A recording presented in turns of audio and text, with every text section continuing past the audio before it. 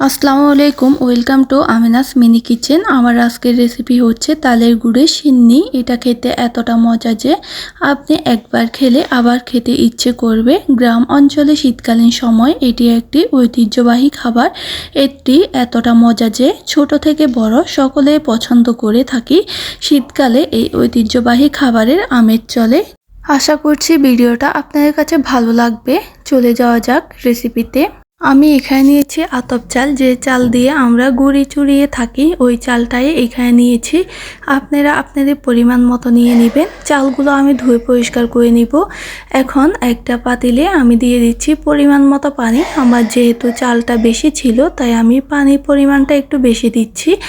এখন পানিতে বলক চলে আসা পর্যন্ত অপেক্ষা করব। গরম হয়ে আসলে আমি চালগুলো দিয়ে দিব। সবগুলো চাল আমি আগে থেকে চালগুলো ধুয়ে পরিষ্কার করে নিয়েছিলাম। এখন আমি অনবরত নাড়তে থাকবো, জানি দলা পেকে না যায়।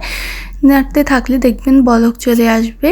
বলক চলে আসলে আমি এটি ঘন হয়ে আসতেছে। আমি এখন নাড়তে চাড়তে থাকবো। নাড়তে নাড়তে দেখবেন চালগুলো সিদ্ধ হয়ে আসবে। আপনার যদি না নাড়েন নিচে লেগে যেতে পারে। নিচে যদি লেগে যায় তাহলে খেতে মজা লাগবে না। তাই আমি এভাবে 15 মিনিট রান্না করার পর দেখতেই পাচ্ছেন আমার চালগুলো সিদ্ধ হয়ে গেছে। এই পর্যায়ে আমি এটাকে অনবরত নাড়তে থাকবো, জানি নিচে লেগে না যায়। চালগুলো সিদ্ধ হয়ে আসলে আমি এখানে দিয়ে দিব তালের গুড়। এখানে আমি আমার চাল অনুযায়ী পরিমাণ মতো দিয়ে দিচ্ছি। আপনাদের চালের অনুযায়ী আপনারা পরিমাণ মতো দিয়ে দিবেন। যেহেতু আমি এখানে তালের গুড় ব্যবহার করব তাই চিনিটা ব্যবহার করব না।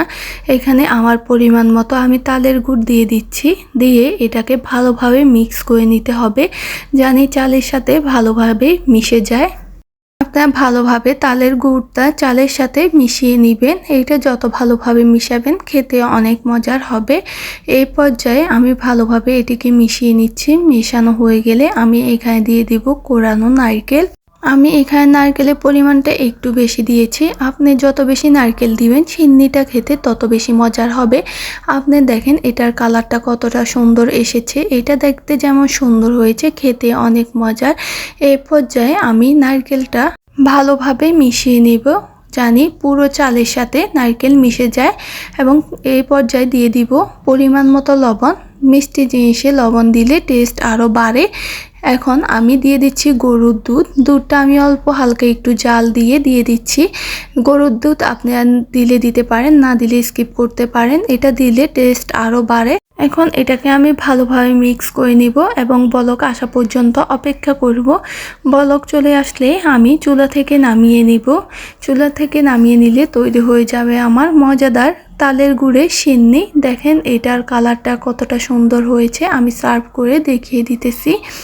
এটার কালারটা যেমন সুন্দর এসেছে, এটা তেমনি দেখতেও সুন্দর হয়েছে, খেতেও মজার হয়েছে। শীতকালে ঐতিহ্যবাহী খাবারের মধ্যে এটি একটি তালের গুড়ের সিন্নি। সিন্নি গ্রাম্য পদ্ধতিতে তৈরি করে দেখিয়েছি খুব সহজে। আশা করছি আপনাদের কাছে ভালো লাগবে। ভালো লাগলে আমার চ্যানেলটা সাবস্ক্রাইব করবেন। সকালে ভালো থাকবেন, সুস্থ থাকবেন। দেখা হচ্ছে পরের কোনো ভিডিওতে। আল্লাহ হাফেজ।